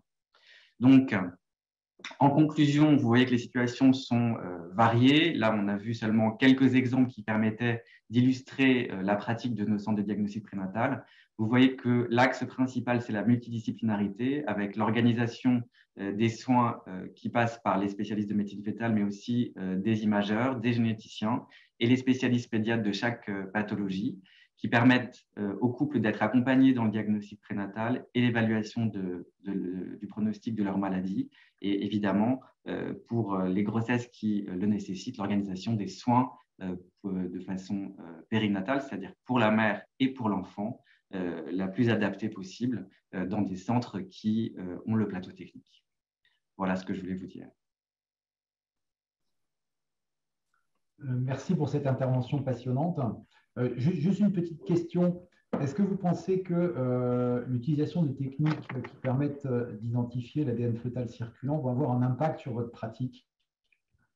C'est déjà le cas puisque, par exemple, alors c'est pas là on ne parle pas de maladie rare, mais pour donner un exemple plus simple à comprendre, pour la trisomie 21, en fait, le diagnostic prénatal de la trisomie 21 maintenant repose sur une stratégie où le dépistage peut être réalisé par l'ADN fœtal circulant dans le sang maternel. Et donc, du coup, cette stratégie a permis de réduire de façon considérable le taux d'amniosynthèse qui a été réalisé pour risque, puisqu'il y a 40 ans, les patientes se faisaient faire une amniosynthèse uniquement pour âge maternel. Aujourd'hui, on a réduit ce risque, on a réduit cette possibilité de façon vraiment incroyable, puisqu'il y a beaucoup moins d'amniosynthèses qui sont faites pour un risque de trisomie 21. Et maintenant, donc, pour ce qui concerne les maladies rares, on commence à être capable de faire certains diagnostics de maladies rares sur le sang maternel. Bon, ça reste encore du domaine de la recherche, mais dans les 10 années qui vont venir, il va y avoir des choses vraiment qui vont arriver tout de suite là. Merci beaucoup. Nous allons poursuivre parce qu'on arrive un peu au terme de ce webinaire. Donc, l'intervention suivante est réalisée par le professeur Régis Peffot de la Tour, qui est coordonnateur du Centre de référence des aplasies médulaires acquises et constitutionnelles, et qui va nous présenter l'utilisation d'un médicament dans l'aplasie médulaire sévère qui apporte manifestement une amélioration dans la prise en charge des patients considérable. Merci, Régis. Merci beaucoup, Laurent, pour cette introduction. Bonjour à tous. Et donc, merci de me donner l'opportunité de vous présenter cette belle aventure qui a été le changement du traitement standard de l'aplasie médulaire. Donc, je suis Régis Peffot de la Tour, je coordonne le centre de référence aplasie médulaire qui est basé à Saint-Louis, avec un centre constitutif qui a une valence pédiatrique à Robert-Debré, qui est dirigé par Thierry Leblanc. Et on a sur tout le territoire 10 centres de compétences répartis de manière assez homogène pour la prise en charge de cette maladie rare. Pour vous donner un ordre d'idée, c'est à peu près 2 à 3 personnes par million d'habitants en France par an. Donc en gros, il y a 150 à 200 nouveaux cas par an. Alors, la diapositive suivante, voilà à quoi ça ressemble, une aplasie médulaire. Je pense que vous n'êtes pas tous familiers avec cette maladie rare. Donc à gauche, on a une moelle normale, on voit très bien le tissu hématopoïétique riche au sein de l'os, hein. Et puis, oui, à droite, une moelle vide qui est remplacée par des cellules adipeuses. Et donc, ce qu'on est amené à traiter, en sachant qu'on a évidemment des critères de sévérité, c'est des patients qui sont souvent cytopéniques, c'est-à-dire qu'ils ont une anémie, une thrombopénie et une neutropénie dans le sang circulant, avec, et c'était le sujet de cette étude, des aplasies médulaires sévères, voire très sévères. Donc, sévères, c'est 2 des 3 critères, hein, moins de 500 polynucléotrophiles, moins de 20 000 plaquettes, moins de 60 000 réticulocytes. Et très sévère, c'est quand on a moins de 200 polynucléotrophiles. Alors, dans l'aplasie, en fait, on a 80% des aplasies qui sont dites auto-immunes. Et c'est de ce type d'aplasie-là dont il s'agit, hein, puisque c'est l'utilisation d'immunosuppresseurs dans cette maladie. On a aussi 20% des malades qui ont une pathologie constitutionnelle. Et donc, toute la difficulté initiale, ne vous mettant pas, parce qu'évidemment, on n'en a pas le temps, c'est de savoir faire la différence, hein, puisqu'on ne va pas proposer un traitement immunosuppresseur à un sujet qui a une pathologie constitutionnelle. Donc là, je vais vraiment vous parler des patients qui ont une pathologie auto-immune, et 80% de patients avec aplasie médulaire, dont on sait que cette pathologie est médiée par le lymphocyte T, avec très clairement une cytotoxicité et un mécanisme plutôt TH1, TH17. Alors, c'est une pathologie dont il faut savoir qu'il y a 40 ans, tous les patients mouraient rapidement, soit d'infection, soit d'hémorragie, soit d'anémie, en tout cas de toutes ces complications mises les unes au bout des autres. Il n'y avait pas de traitement. Et donc, petit à petit, évidemment, on a développé un certain nombre de traitements. C'est la diapositive suivante. Évidemment, la greffe, en sachant que la greffe est possible chez ces patients en première intention seulement dans un tiers des cas, et l'immunosuppression. Et donc, on a identifié en 1991, on voyait il y a près de 30 ans, le traitement standard, qui était d'ailleurs développé par Eliane Gluckman, qui était à ma place il y a quelques années, d'introduction du traitement par sérum antilymphocytaire associé à la cyclosporine dans cette pathologie, qui permettait d'obtenir à peu près 50% de réponse. Et depuis 30 ans, eh bien, on a essayé d'améliorer cette plateforme de traitement des patients qui n'étaient pas éligibles à une allogreffe, en soit remplaçant chacun des traitements, sérum antilymphocytaire ou cyclosporine, par des androgènes ou par des corticoïdes, en changeant totalement l'approche, c'est-à-dire avec de l'endoxan, dont on sait que ça marche bien dans d'autres maladies auto-immunes à dose modérée ou à plus forte dose. Et puis, vous voyez les 3 derniers essais prospectifs randomisés qui ont été faits, 2 à base d'ajouter un immunosuppresseur à la plateforme sérum antilymphocytaire cyclosporine, qui était le mycophénolate mofetil et sirolimus, et puis eh bien, un essai sur les facteurs de croissance classiques, j'ai envie de dire, des facteurs myéloïdes, le GCSF, avec pour tous ces essais, soit de la toxicité, essentiellement les essais qui sont dans la première partie de la diapositive, soit simplement un défaut d'efficacité. Et donc, depuis 30 ans, pour les patients qui n'étaient pas éligibles à la greffe, eh bien, on réalisait ce sérum antilymphocytaire, c'est-à-dire une hospitalisation, 4 jours de sérum antilymphocytaire, puis une hospitalisation de 4 à 6 semaines pour les suites de l'aplasie, et puis cette cyclosporine qui était poursuivie pendant 2 ans, avec, encore une fois, des espérances de réponse de l'ordre de 50%. Alors, la diapositive suivante, en fait, il y a un médicament qui est apparu plutôt dans le domaine des thrombopénies auto-immunes, du reste, qui est le Revolade et aussi le Nplate, qui sont des agonistes du récepteur de la TPO. Et en fait, eh bien, ce qui est apparu au laboratoire, et moi j'ai eu la chance de vivre cette période puisque j'étais au NIH pendant 3 ans dans les années 2010, eh bien, ce qui est apparu au laboratoire, c'est que ce médicament pouvait avoir un rôle non pas seulement sur la lignée plaquettaire, mais aussi sur la lignée, sur les cellules souches hématopoïétiques. Donc, c'est quelque chose qui avait été montré justement au NIH et dans d'autres laboratoires du reste. Et puis, on avait un certain nombre d'arguments qui laissaient penser que peut-être cette molécule pouvait être efficace chez les patients qui avaient soit une amégakaryocytose congénitale, et donc on sait qu'elles sont mutées pour le récepteur à la TPO et qui développaient des insuffisances médulaires. Et puis dans les souris qui étaient aussi mutées pour la TPO, on avait un nombre restreint de cellules souches hématopoïétiques. Donc tous ces arguments ont fait que cette drogue, et c'est la diapositive suivante, a été développée dans les aplasies médulaires réfractaires. Donc, évidemment, c'est simplement un résumé parce que ça explique le rationnel de cette étude. Je suis désolé, monsieur Ruzniewski, je vais être obligé, mon cher doyen, de vous demander de vous mettre en mute. De toute façon, ils sont sur le net, on va laisser comme ça. Bref, toujours est-il que dans cette étude, qui était vraiment le rationnel de l'étude randomisée, eh bien, on montrait qu'un malade sur 2 qui était réfractaire à tout traitement immunosuppresseur devenait transfusion indépendant après mise sous L-Thrombopax seul. Donc évidemment, quand un médicament marche chez des patients qui sont réfractaires à tout, eh bien, on a envie de le mettre en première ligne, et c'est la diapositive suivante, et c'est donc cette étude que je vous présente aujourd'hui.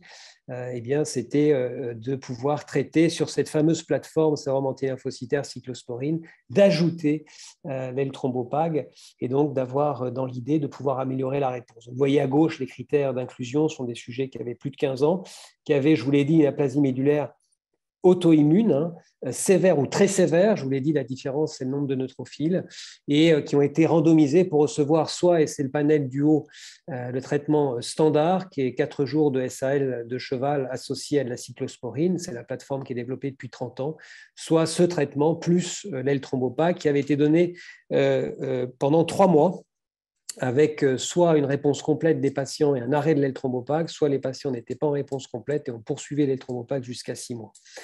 Le endpoint primaire, c'était la réponse hématologique à 3 mois, en sachant que c'était plus basé sur des données statistiques pour avoir un effectif de malades qui ne soit pas trop important. Et donc, on avait pris le parti qu'on augmenterait la réponse complète de 7% à 21%. Donc, ce sont des chiffres qui sont pour vous probablement faibles, mais encore une fois, c'est un effet d'effectif. Et vous allez voir que même globalement, les réponses étaient beaucoup plus importantes. En termes d'effets et d'objectifs secondaires, évidemment, on avait des objectifs de réponse globale à 6 mois, puisque c'était le endpoint qui était choisi pour le SL cyclosporine, mais aussi évidemment des objectifs de tolérance à la fois clinique et aussi moléculaire. Comme vous voyez, les prélèvements étaient centralisés soit au diagnostic, puis à 6 mois, puis à 2 ans au King's College à Londres. Et donc, on a pu regarder précisément si sur le plan de l'hématopoïèse, il n'y avait pas plus d'évolution clonale en rajoutant l'L-thrombopaque, qui est tout de même un facteur de croissance dans cette maladie. Et puis, on avait stratifié sur les seuls facteurs de risque et de sévérité qu'on connaît dans cette maladie, en tout cas de réponse. Les patients très sévères répondent moins bien que les patients sévères et les patients de plus de 40 ans répondent moins bien que les sujets jeunes.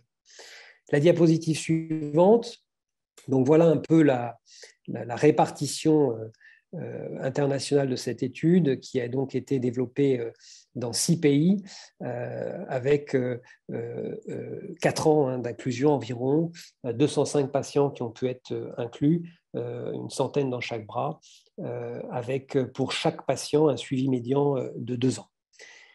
La diapositive suivante. Donc voilà en gros, et pour être succinct, les résultats de cette étude. Le endpoint primaire a donc été obtenu. Comme vous le voyez, à 3 mois, on avait un taux de réponse complète dans le bras expérimental qui était supérieur et de manière significative 3 fois plus de chances de réponse en recevant l'L-thrombopag.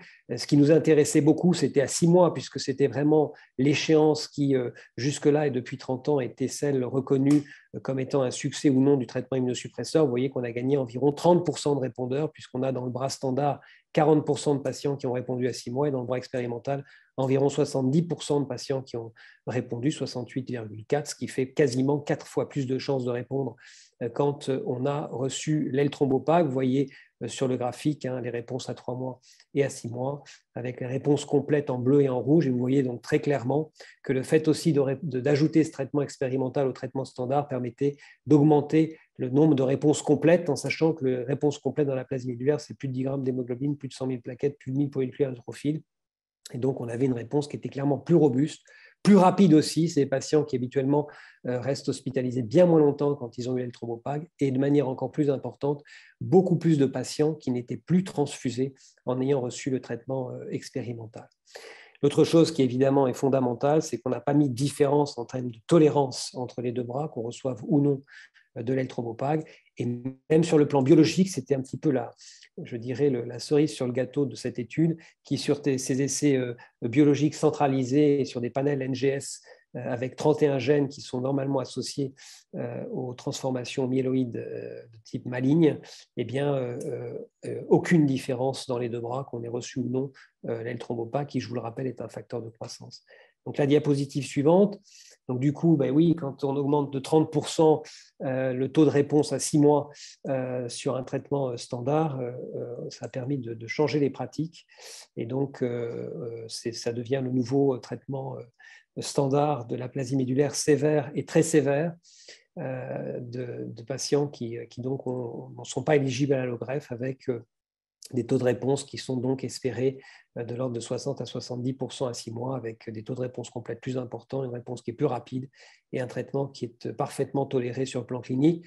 Je vous ai mis cette diapositive aussi pour vous montrer le nombre de collaborateurs qui ont participé à cet essai et pour les remercier, parce que vraiment, ça a été un essai qui a impliqué très nombreux collaborateurs. On était limité pour publier dans le New England, à peu près 50 personnes qui ont travaillé sur le plan clinique, que ce soit en recherche clinique ou autre, et sur le plan biologique, pour permettre de faire en sorte que cette étude puisse être à la fois robuste sur le plan clinique, mais aussi sur le plan biologique.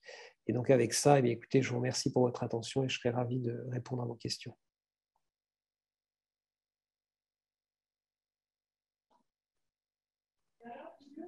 Peut-être une question, Régis.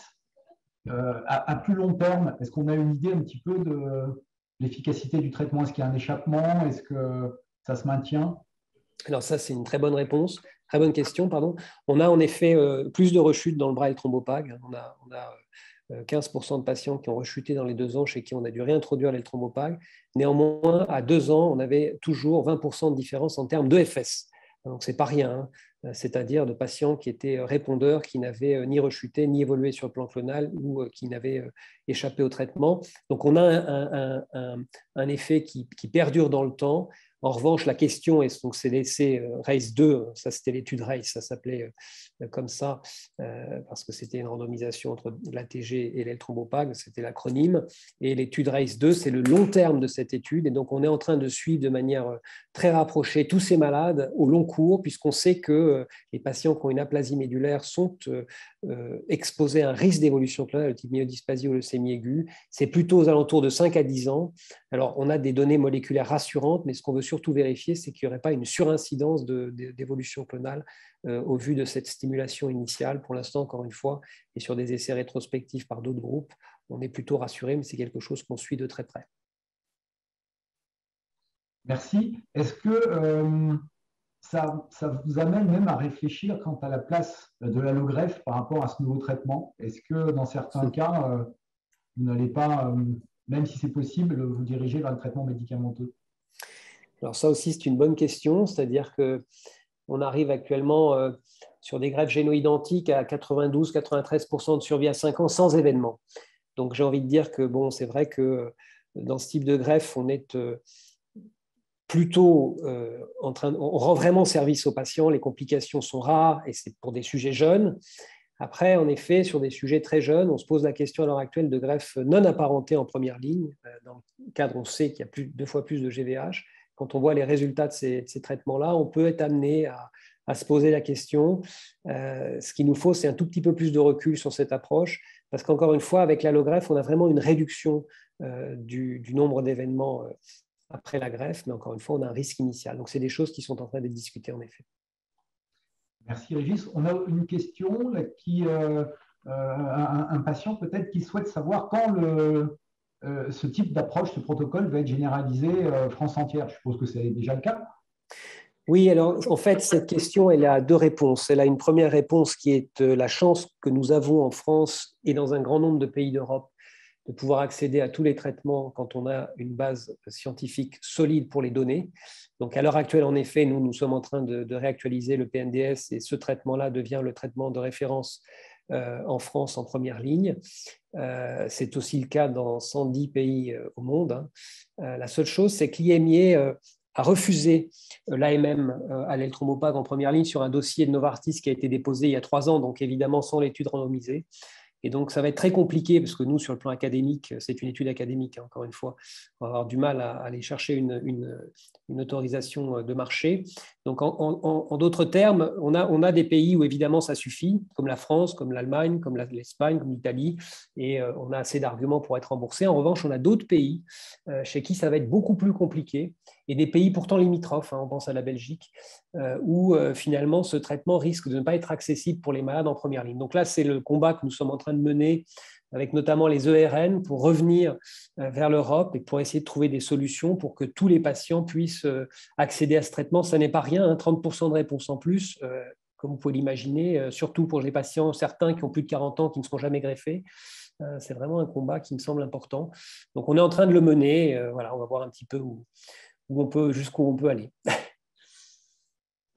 Merci beaucoup. Je crois qu'on est arrivé au terme de ce webinaire et maintenant on va laisser le professeur Carrel, le professeur Rusnevski, le professeur Martineau et le professeur Charnot conclure. Merci. Bonjour. Alors, galerie. Alors, bonjour à toutes et à tous. Je ne sais pas si vous m'entendez. Oui, on t'entend. Alors, on est nombreux à conclure, hein, donc on va conclure surtout brièvement. Du coup, je vais déjà commencer par remercier pour ce webinaire que j'ai écouté dans son intégralité et j'ai trouvé particulièrement passionnant parce que finalement avec des perspectives très diverses, des domaines de la médecine extrêmement divers et sur finalement l'ensemble, à la fois évidemment une qualité médicale et scientifique qui est attestée par exemple par la dernière présentation, mais aussi par toutes les autres. Et au-delà de ça, une qualité de la prise en charge une qualité des soins et une attention individuelle de chaque patient. Et les témoignages qu'on a eus sur les parcours patients, les difficultés rencontrées, sur l'importance de la prise en charge psychologique, montrent finalement la qualité de la prise en charge individuelle qui est faite dans cet ensemble de centres maladies rares dans nos 2 GHU.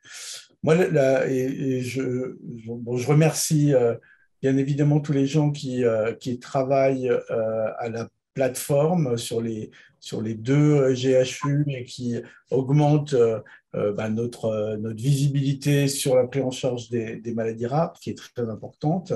Je souligne la démarche vers la ville, vers les GHT pour diffuser cette culture de la prise en charge des maladies rares.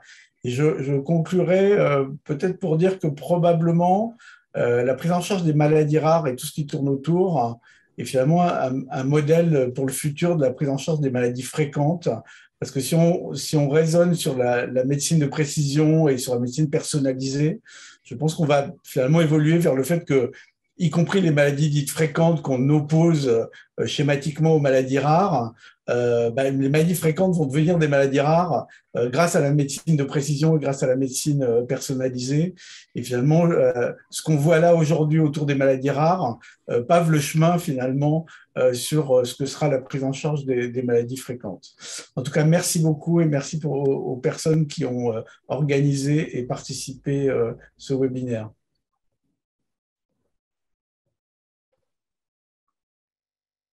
Je ne sais pas dans quel ordre on doit passer. Bon, je vais prendre la suite. Je souhaite également donc remercier tous ceux qui ont œuvré pour la réalisation de cette très belle plateforme, tous les orateurs aujourd'hui, les témoignages, les collègues. Je crois qu'ici, sans être trop long, on est vraiment au cœur de notre mission de CHU, qui trouve vraiment son accomplissement à travers cette collaboration entre les 2 nôtres, à la fois pour les patients, au service des patients.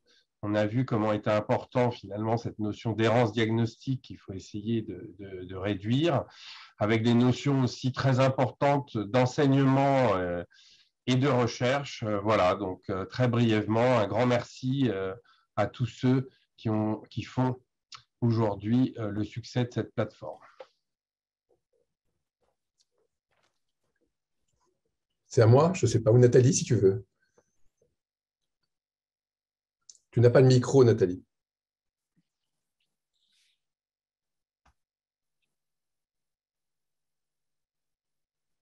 Bonjour à tous.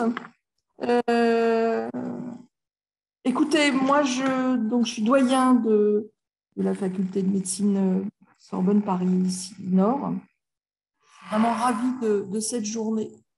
De ce web séminaire qui a commencé tout à l'heure, au niveau surtout de la qualité scientifique. Moi, je vous ai écouté largement et je me suis fait clairement plaisir. Un mot, un mariage non forcé entre 2 GHU a un effet synergique évidemment très positif sur la prise en charge des patients, mais également sur la recherche et l'enseignement. Et merci à tous les participants, ceux qui ont fait le dossier, qui ont déposé le dossier, qui ont permis la labellisation et la création de cette plateforme, d'avoir permis cela. Je pense que c'est un exemple typique de collaboration très fructueuse. Bonne journée. Je ne vous dirai pas que c'est Paris 13 qui vous a envoyé le soleil aujourd'hui. Je n'irai pas jusque-là. Mais en tout cas, merci à toi, Philippe. Donc, le dernier mot, oui, je crois, un exemple de coopération très fructueuse. Ce que je me disais, c'est qu'on peut être fier quand même que nos UFR, à l'intérieur de ce CHU, investissent autant de moyens universitaires pour l'enseignement et pour la recherche dans les maladies rares. À nous tous, nous totalisons un nombre extrêmement impressionnant de CRMR. Nous nommons tous les ans des professeurs, des maîtres de conférences, des chefs de clinique qui, à côté des gens qui, n'ayant pas nécessairement de fonction universitaire, mais que des fonctions hospitalières, travaillent aussi pour la recherche. Et finalement, on voit bien, et les exposés, enfin moi je n'ai entendu que les derniers, mais les exposés et le programme qu'on a eu aujourd'hui, et on aurait pu d'ailleurs en avoir encore plusieurs autres, tant on est vraiment riche en thématiques dites rares, eh bien, on voit bien que finalement, on arrive à faire avancer les choses d'une manière assez remarquable. Et ça, je trouve que c'est une de nos fonctions, à nous les doyens. Nathalie, je pense que tu ne me contrediras pas, c'est de tout faire avec nos collègues hospitaliers pour faire en sorte que ça avance, et vraiment, ça avance beaucoup. Alors, je ne sais pas dans combien de temps les maladies fréquentes deviendront rares. Je suis un peu le raisonnement de Jean-Claude Carrel. Je pense qu'effectivement, on va vers une médecine plus personnalisée et qu'on va démembrer des entités dites fréquentes en sous-entités. Tout ça, je pense, va se transformer dans les années qui viennent à toute allure. Et nos facultés de médecine ont pour tâche de faire en sorte que ça aille le plus vite possible et que ça apporte de plus en plus de révolutions. Et on a bien vu ce matin que des révolutions, finalement, ça peut aller très vite, en médecine en particulier. Donc, merci à tous les orateurs. Et voilà, je pense que des demi-journées comme celle-là, on pourra en réorganiser parce qu'on a tellement de thématiques que finalement, on a beaucoup à dire. Eh bien, écoutez, merci beaucoup à tous pour ce webinaire. Je vous invite à venir voir l'exposition Cohérence d'une photographe touchée par les maladies rares. Cette exposition est dans l'enceinte de tous nos hôpitaux, dans les halls de nos hôpitaux. Et voilà, vous pouvez la découvrir dès aujourd'hui et jusqu'au 10 avril. Merci beaucoup et à très bientôt.